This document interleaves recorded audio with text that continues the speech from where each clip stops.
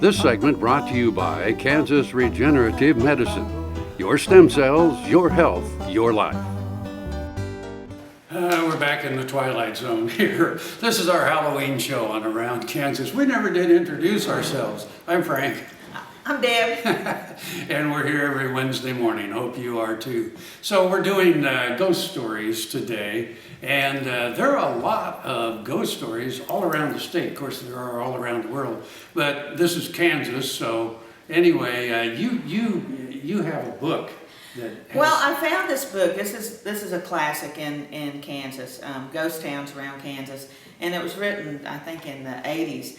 And Dan Fitzgerald, who did it, had done research on all these towns. So, you know me, I love tying the history in. So this does a great job of tying the history. You know, without history, there'd be no hauntings because it's all about what happened in the past, and that's why you have ghosts.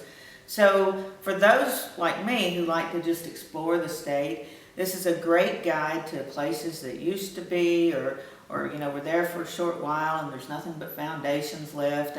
And a reminder, you have to be careful. A lot of this is on private property, so you can't just go, you know, without permission onto people's private property.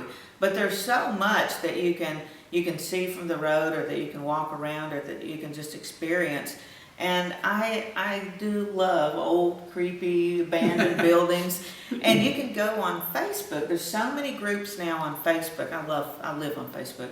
But there's like Abandoned Kansas, Abandoned Missouri, you know, all these states that have some just awesome photographs and some great stories. So let's take a look at this one.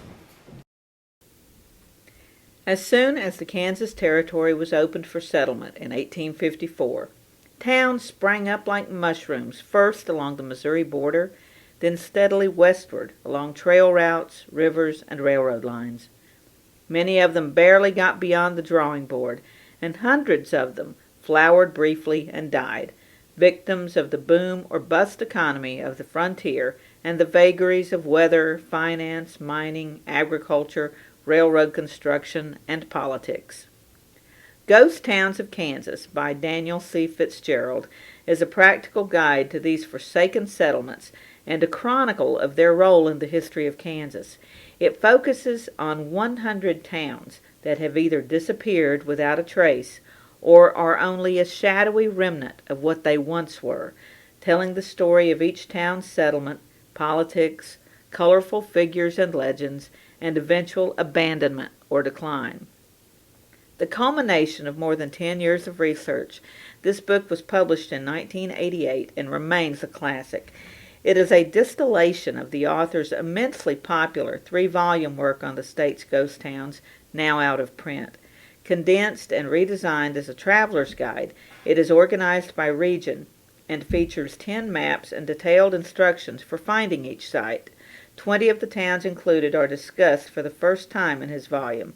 The book also contains more than 100 black and white photographs of town scenes.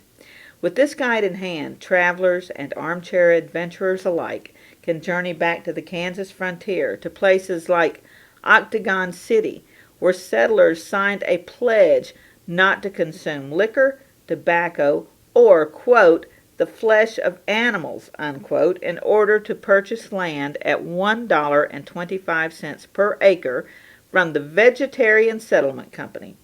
Today, the only remainder of Octagon City is a stream called Vegetarian Creek.